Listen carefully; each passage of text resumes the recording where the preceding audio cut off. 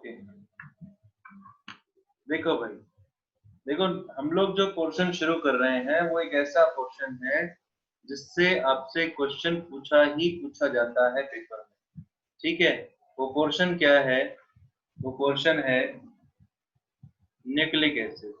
बिल्कुल छोटा सा पोर्शन है और उससे आपसे क्वेश्चन पूछा ही पूछा जाता है पेपर में। न्यूक्लिक एसिड, ठीक है। 3 पोर्शन है बायोमोलिक्यूल्स में mainly, carbohydrate, proteins and nucleic acid. तो कार्बोहाइड्रेट वाले पोर्शन में जो हमने पढ़ना था वो पढ़ लिया। अब हम लोग बात करते हैं न्यूक्लिक एसिड वाले पोर्शन। ठीक है, तो न्यूक्लिक एसिड वाले पोर्शन में सबसे पहली बात करें कि न्यूक्लिक एसिड के बारे में क्या होते हैं। तो मैं एक बार लिखता हूं फिर समझाऊंगा। The particles present in the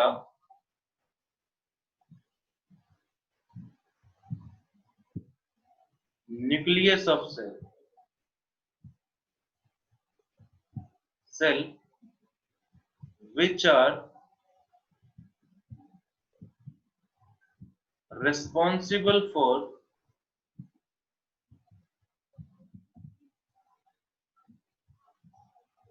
transmission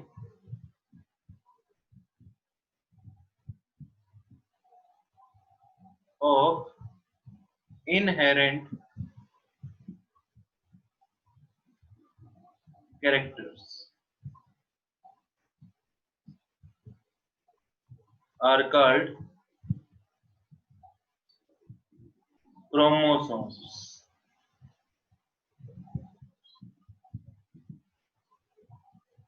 Chromosomes, which are made up of proteins combined with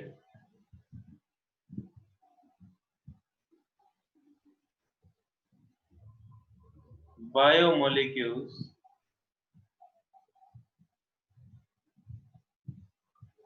called nucleic acid. ठीक है, जैसे मैं एक बात कहूं, अब मेरी बात समझना। जैसे मैं कहूं कि भैया किसी बच्चे के गुण जो है वो अपने पेरेंट्स से मिलते हैं। ठीक है, आप लोगों के अंदर जो है कुछ गुण आपके पापा से मिलते होंगे, कुछ गुण आपकी मम्मी से मिलते होंगे। कई बच्चे बोलते हैं अपना पापा जैसा है, ये अपनी मम्मी जैसी है। तो वो हम लोग क्या करते हैं कि वो हेरिडिटी के अकॉर्डिंग वो हमारे अंदर आए हैं। ट्रांसमिशन ऑफ इनहेरेंट कैरेक्टर्स, कि मतलब उनके गुण जो हैं वो हमारे अंदर आना, हमारे अंदर ट्रांसमिशन होना उन कैरेक्टर्स का। ठीक है, वो किस वजह से है कि जो सेल है जिससे हम लोग बने हैं, उस सेल की न्यूक्लियस में एक पार्टिकल होता है क्रोमोसोम। क्या होता है? क्रोमोसोम। तो क्रोमोसोम जो है वो रिस्पॉन्सिबल है ट्रांसमिशन ऑफ इनहेरेंट कैरेक्टर्स। अब वो क्रोमोसोम किससे बना होता है? वो क्रोमोसोम न्यूक्लिक एसिड से बना होता है। ठीक है, तो मेनली न्यूक्लिक एसिड जो है वो आपके लिए इनहेरेंट कैरेक्टर के लिए रिस्पॉन्सिबल हो गया। मेन रिस्पॉन्सिबल कौन हुआ? क्रोमोसोम। और क्रोमोसोम किससे मिलकर बना है? न्यूक्लिक एसिड से। फिर से बोल रहा हूँ कि हमारे पेरेंट्स के गुण हमारे अंदर आना, हमारे दादाजी के गुण हमारे पेरेंट्स में आना, या उससे पहले जो गुण जो हमारे अंदर आते जा रहे हैं अपने पेरेंट्स के, वो किस वजह से है? वो क्रोमोसोम एक सेल में पार्टिकल होता है। और वो क्रोमोसोम किस वजह किससे मिलकर बना है? वो क्रोमोसोम न्यूक्लिक एसिड से मिलकर बना है। ठीक है, दूसरी जो बात यहाँ पर कही जाती है क्या, वो ये बात है कि न्यूक्लिक एसिड के बारे में और क्या कह सकता हूँ कि न्यूक्लिक एसिड जो है आर बायोपॉलीमर्स। बायोपॉलीमर्स, अब पॉलीमर आपके पास इस साल सिलेबस में नहीं है, लेकिन पॉलीमर का मतलब बताता हूँ मैं। पॉलीमर का मतलब क्या होता है? देखिए, मर मतलब होता है पार्ट, और पोली मतलब होता है ज्यादा संख्या में। जब ज्यादा संख्या में पार्ट एक दूसरे के साथ जुड़ जाएं तो उसे पॉलीमर बोलते हैं। जैसे मैं कहूँ हम लोग दीवार बनाते हैं, तो एक दीवार बनाते टाइम हम लोग क्या करते हैं? एक ईंट रखी, फिर दूसरी रखी, फिर तीसरी रखी। तो एक ईंट को ही बार बार जोड़ते जा रहे हैं, तो वो दीवार जो है वो पूरी क्या हो गई, पॉलीमर हो गई। तो दीवार जो है वो क्या हो गई, पॉलीमर। इसमें एक ही यूनिट जो है, एक पार्ट जो है वो जुड़े हुए हैं। वो पार्ट सेम भी हो सकते हैं, वो पार्ट डिफरेंट भी हो सकते हैं। ठीक है, जैसे मैं कहूँ कि एक बोल, एक रस्सी ले ली, उस पे जगह जगह पे मैंने बोल्स बांध दी, तो वो क्या हो जाएगा, वो पॉलीमर हो जाएगा। तो nucleic acid are biopolymers which are present in, ऊपर लिखा हुआ है किसमें प्रेजेंट होंगे, प्रेजेंट इन लिविंग सेल्स। भाई नॉन लिविंग में तो कैरेक्टर ट्रांसफर थोड़ी होंगे, नो लिविंग सेल्स। ऐसा थोड़ी है कि भाई एक मेज रखी थी मेरे घर में, फिर मैं एक छोटी मेज ले आया, तो बड़ी मेज ने क्या किया कि छोटी मेज में अपने गुण ट्रांसफर कर दिए। या फिर मैं एक बड़ी मेज लेके आया था, मैंने सोचा था कि कोई भाई थोड़े महीनों बाद एक छोटी मेज अपने आप क्रिएट हो जाएगी, तो ऐसा कुछ नहीं है। तो nucleic acid are biomolecule which are present in, इसमें लिविंग सेल्स में प्रेजेंट होते हैं। दूसरी बात हम लोग करें कि न्यूक्लिक एसिड जो है, न्यूक्लिक एसिड जो है are also regarded as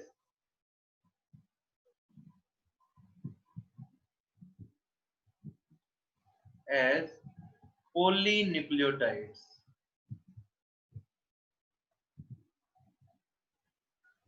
polynucleotides, nucleic acid को हम लोग पॉलीन्यूक्लियोटाइड भी कहते हैं।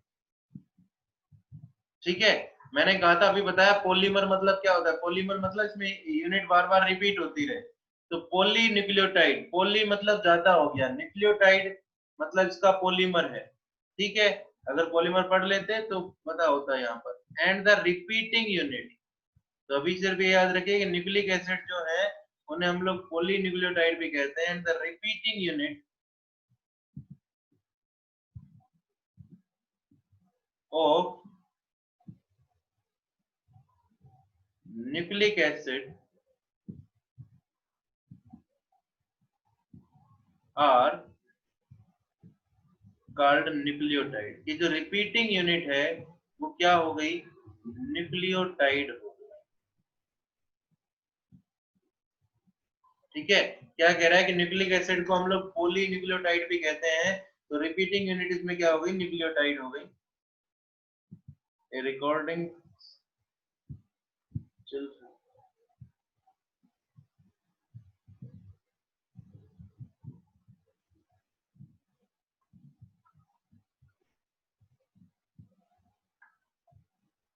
उसके बाद कहता है कि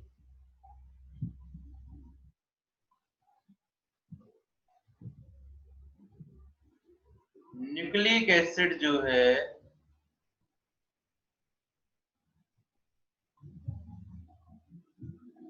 आर मेनली टू टाइप्स, दो टाइप का nucleic acid are mainly two types, दो टाइप का न्यूक्लिक एसिड होता है।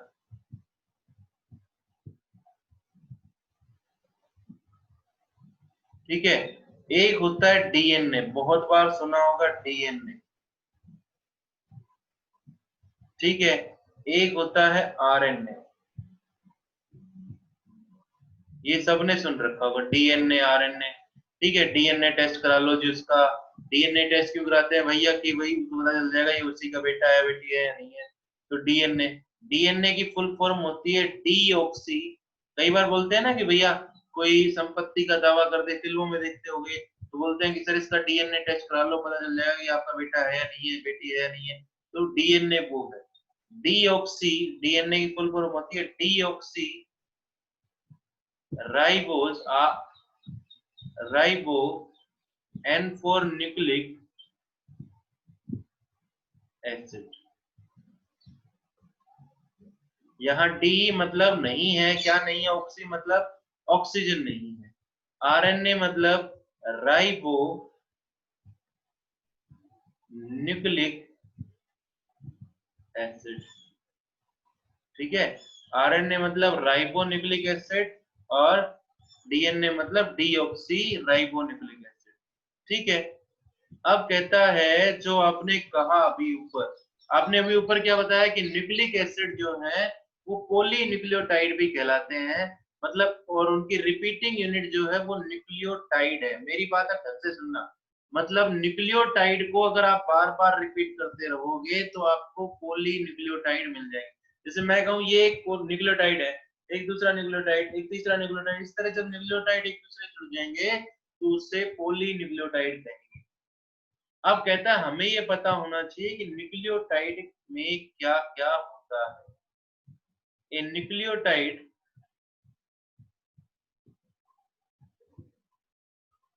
कंसिस्ट ऑफ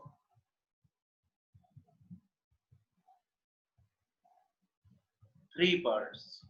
एक न्यूक्लियोटाइड जो है वो तीन पार्ट से मिलकर बनता है। Nucleotide consist of three parts, तीन पार्ट से मिलकर बनता है।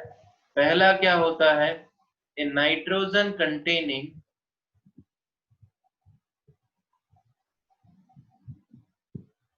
a nitrogen containing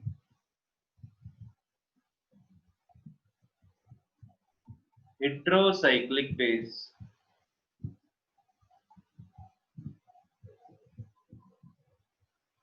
a nitrogen containing heterocyclic base, ठीक है। दूसरा ए 5 कार्बन सुगर। न्यूक्लियोटाइड के तीन हिस्से होते हैं, मतलब तीन चीजों से मिलकर बनता है न्यूक्लियोटाइड। एक तो नाइट्रोजन कंटेनिंग हेटेरोसाइक्लिक बेस, एक 5 कार्बन सुगर, और एक तीसरा एक फॉस्फेट ग्रुप।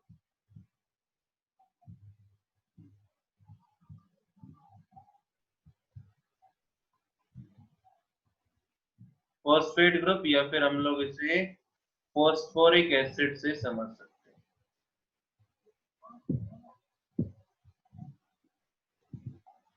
ठीक है, आगे चलते हैं। राइट डाउन कर लिया हो तो ठीक है, नहीं किया हो तो बस स्क्रीनशॉट ले लीजिए।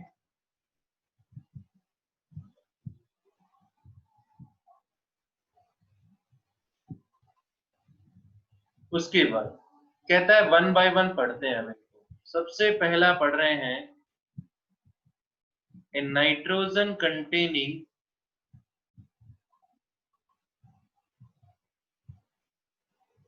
a nitrogen containing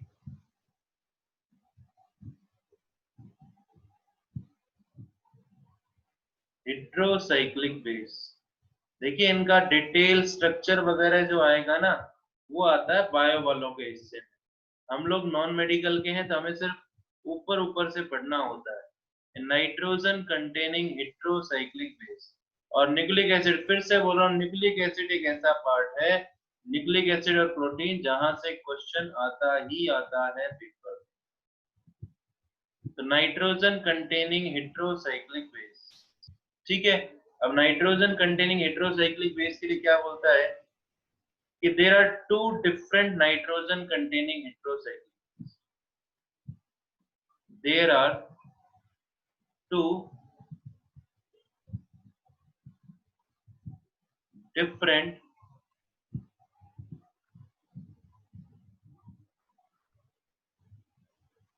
nitrogen containing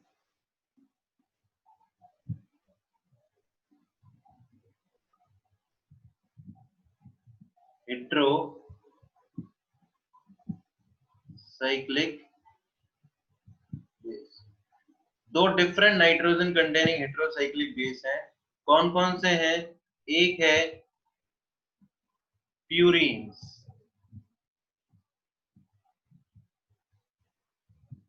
और एक है पिरिमिडिन्स।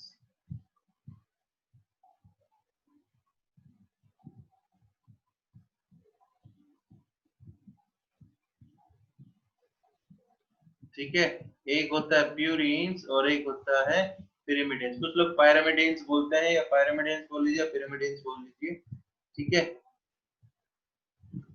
अब कहता है प्यूरीन्स के दो पार्ट होते हैं, एक होता है एडेनाइन और एक होता है ग्वानीन। एडेनाइन मतलब ए ग्वानिन मतलब जी, एडेनाइन को ए से दिखाते हैं, ग्वानिन को जी से दिखाते हैं। पायरामिडीन के 3 पार्ट होते हैं, 3 टाइप होते हैं, यूरेसिल, थायामिन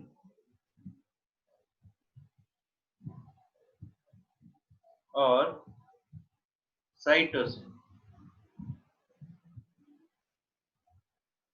ठीक है, uracil U, thymine T, cytosine C. ठीक है, प्यूरिन्स के 2 हिस्से हैं, एडेनाइन ग्वानिन। पिरामिडियंस के 3 हिस्से हैं, यूरेसिल, थायामिन और साइटोसिन। अब कहता है अगली बात क्या बोलता है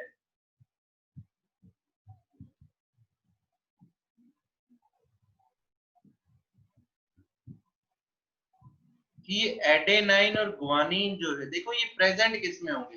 न्यूक्लिक एसिड 2 ही टाइप के बताए, कौन कौन सा? डीएनए और आरएनए। मतलब ये जो दोनों होंगे डीएनए और आरएनए में प्रेजेंट होंगे। तो क्या बोलता है, adenine and guanine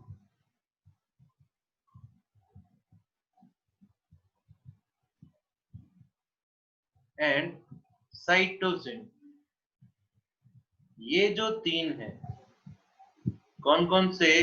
adenine, guanine और साइटोसिन, प्रेजेंट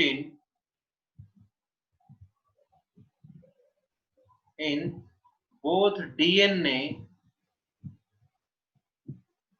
एंड आरएनए। चाहे आरएनए हो चाहे डीएनए हो, दोनों में एडेनाइन, ग्वानिन और साइटोसिन तो प्रेजेंट होंगे ही होंगे। दूसरी बात क्या कहता है कि आरएनए, अब ये 2 बच गए, कौन कौन सा? यूरेसिल और थायामिन।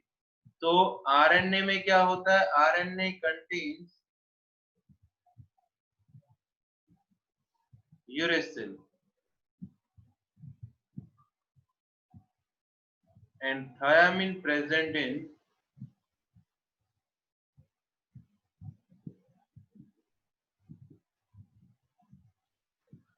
डीएनए। ठीक है भाई, आरएनए में यूरेसिल होता है और थायामिन किसमें प्रेजेंट होता है? डीएनए में। ये आपको याद रखना है भाई। यहाँ पे आगे चलते हैं, स्क्रीनशॉट ले लीजिए, राइट डाउन नहीं किया हो तो।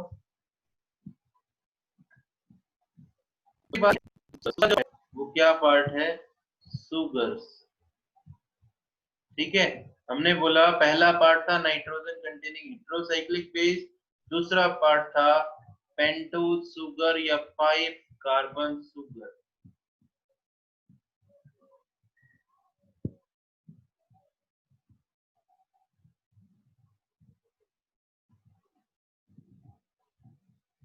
पेंटोज सुगर या फिर 5 कार्बन सुगर।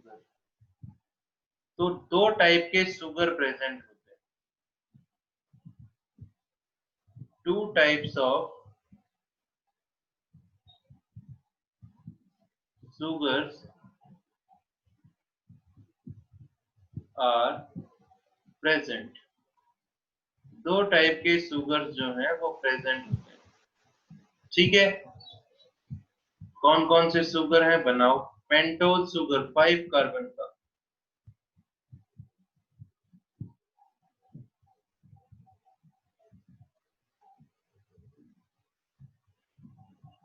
वही फ्यूरिन टाइप स्ट्रक्चर है, OH, H, H और क्या?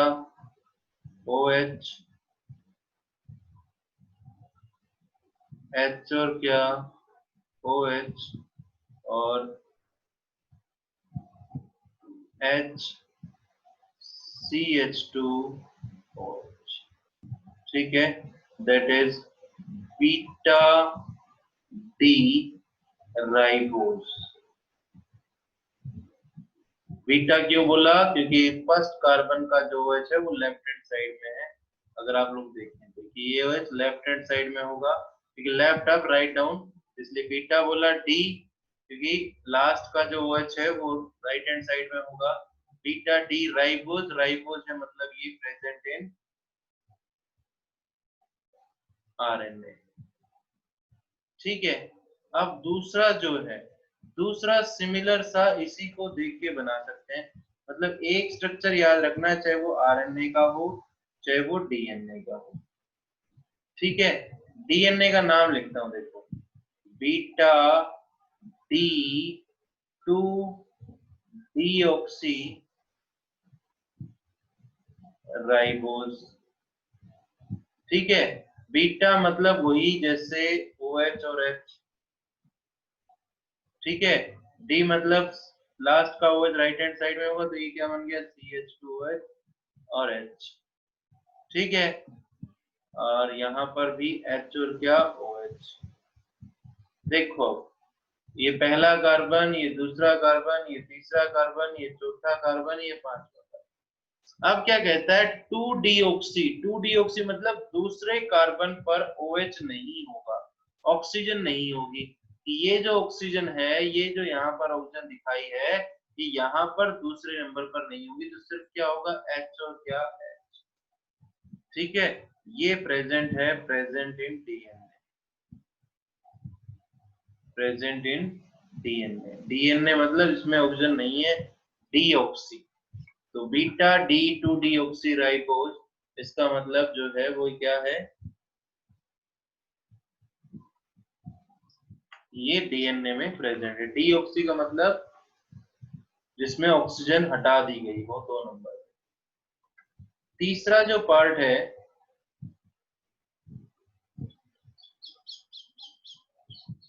दैट इज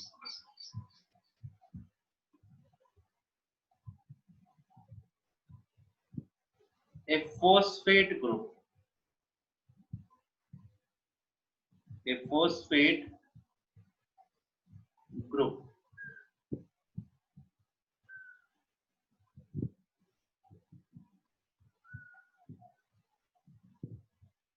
ठीक है, फोस्फेट ग्रुप में क्या बोलते हैं, ये फोस्फेट ग्रुप जो है, these are responsible for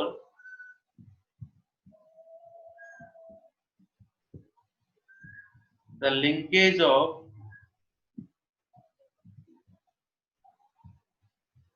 nucleic acid polymers. कि फोस्फेट ग्रुप जो है वो न्यूक्लिक एसिड पॉलीमर्स में लिंकेज के लिए रिस्पॉन्सिबल है। मतलब जब आप न्यूक्लिक एसिड बना रहे होगे, न्यूक्लियोटाइड्स एक दूसरे के साथ जोड़ रहे होगे, तो उसमें लिंकेज के लिए जो रिस्पॉन्सिबल है, जोड़ने के लिए जो रिस्पॉन्सिबल है, वो न्यूक्लिक फोस्फेट ग्रुप है। ठीक है, फोस्फेट ग्रुप बनाते हैं। The phosphate group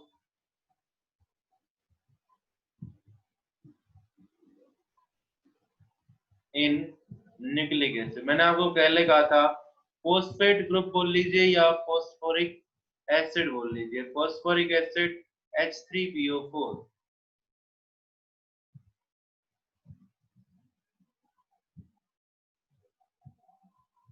that is phosphoric acid. यही याद करके चलिए, फोस्फोरिक एसिड का फॉर्मूला होता है H3PO4। ठीक है, या फिर तो आई थिंक सो ये याद करने की बजाय आपको वो जल्दी याद हो जाएगा। ठीक है, ये एक फोस्फेट यूनिट है। अब फोस्फेट यूनिट जुड़ी किससे होती है, the phosphate unit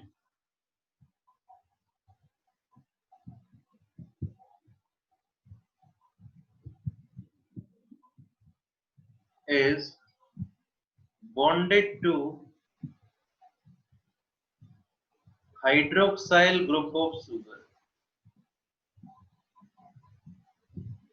hydroxyl group of sugar, sugar के हाइड्रोक्साइल ग्रुप से जुड़ी होती है फॉस्फेट। अब उसके बाद आगे चलें,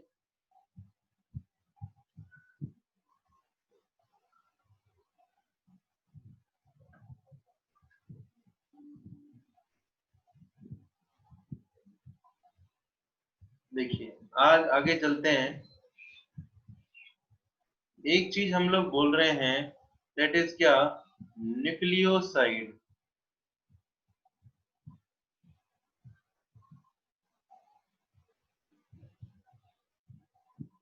ठीक है, न्यूक्लियोसाइड क्या होता है, पेपर में बहुत बार पूछता है, बच्चे न्यूक्लियोटाइड समझ के आंसर दे देते हैं। न्यूक्लियोसाइड क्या होता है? जब बेस जुड़ जाए सुगर से, बेस किससे जुड़ जाए? सुगर से जुड़ जाए। बेस कौन सा?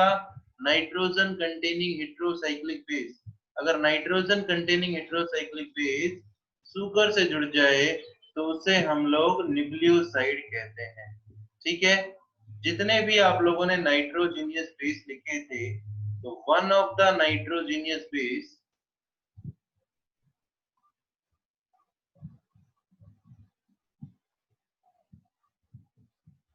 is bonded with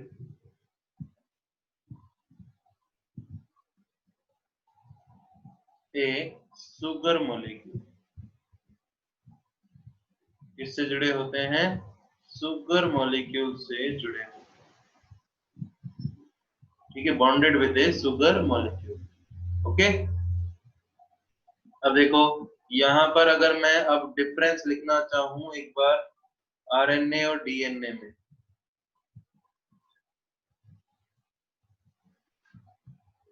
difference difference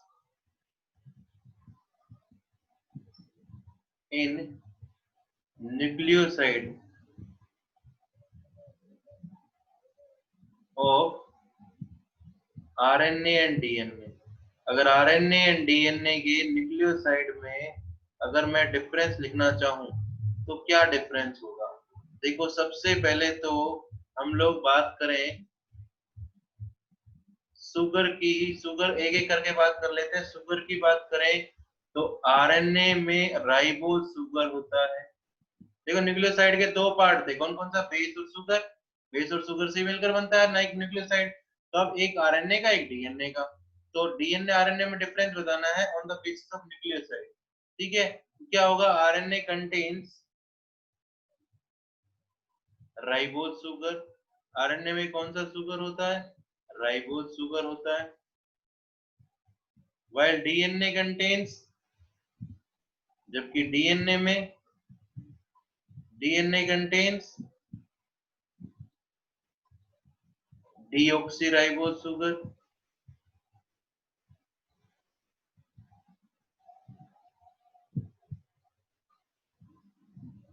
ठीक है, दूसरा क्वेश्चन, सॉरी दूसरा पॉइंट। अब बेस के बारे में बात करें तो बेस के बारे में तीन बेस तो सेम थे, दो बेस अलग अलग थे। तो वही बताने हैं कि आरएनए में क्या होता है? यूरेसिल। यूरेसिल, ठीक है। वाइल डीएनए में कौन होता है?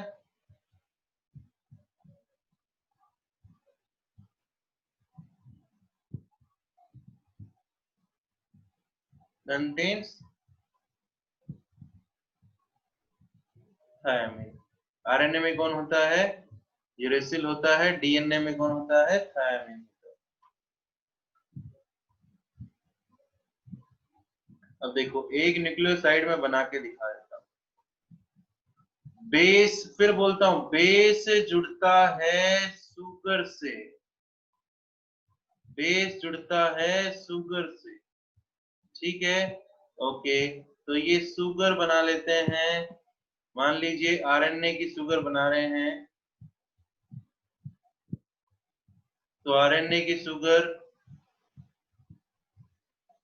क्या था? OH और H। ठीक है, H और क्या? OH। OH और क्या? H। ठीक है, फिर क्या? H और क्या? CH2OH। अब देखो, ये जो है वो आरएनए की शुगर है, तो मैं यहाँ पर जो बना रहा हूँ वो बना रहा हूँ न्यूक्लियोसाइड फ्रॉम आरएनए। अब होगा क्या कि बेस जुड़ेगा इससे। तो बेस क्या करता है? ये पहले कार्बन के OH के साथ जो है वो वाटर मॉलिक्यूल बाहर निकाल देता है। पहले कार्बन के OH के साथ वाटर मॉलिक्यूल बाहर निकाल देता है, और नाइट्रोजन के साथ, फिर से सुनना, पहले कार्बन के OH के साथ क्या निकाल देता है? Water molecule. और वे यहाँ पर किससे जुड़ जाता है? नाइट्रोजन से जुड़ जाता है। बेस। आपको ज्यादा चीजें याद नहीं रखनी क्योंकि बायो वाला पोर्शन है, बायो नहीं पढ़नी आपको। क्या याद रखना है, बेस किससे जुड़ा हुआ है, शुगर से। शुगर आरएनए की है, न्यूक्लियोसाइड बन गया आरएनए का। किस लिंकेज से जुड़ा होता है वो लिंकेज याद रखनी है बस, एन ग्लाइकोसाइडिक लिंकेज।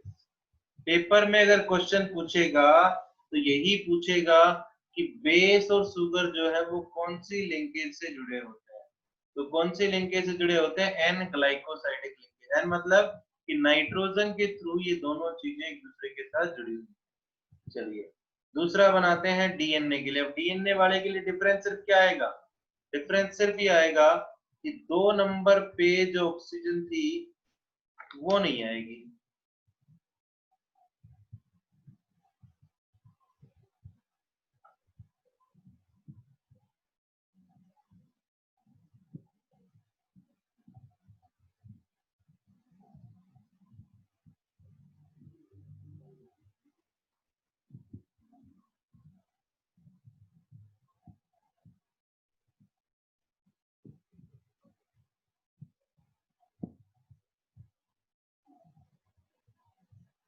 ये मत समझना कि पता नहीं इस चैप्टर में क्या चल रहा है, भाई बायो वाला पोर्शन है इसलिए थोड़ा सा तो रेक्टिफिकेशन आप लोगों को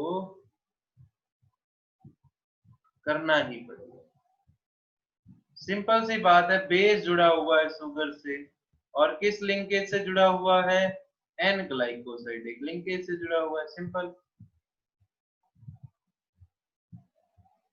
ठीक है, और यहाँ पर OH नहीं है तो ये न्यूक्लियोसाइड किसका है, फ्रॉम डीएनए। ठीक है, राइट डाउन कर लिया हो तो ठीक है, नहीं किया हो तो एक बार स्क्रीनशॉट ले लीजिए जल्दी से।